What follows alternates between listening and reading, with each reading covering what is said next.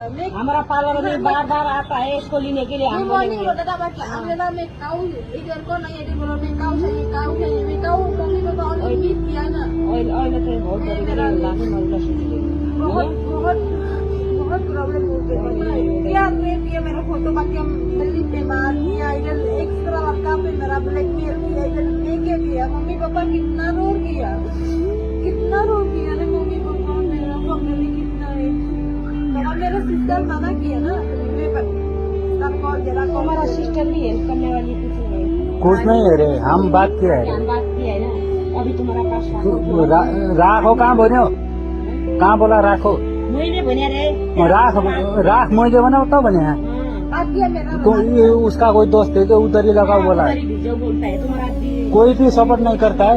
ये छोड़ो अभी तुम इधर बैठना है तो बैठो नहीं तो जाओ अनिशा हमको नहीं चाहिए रे।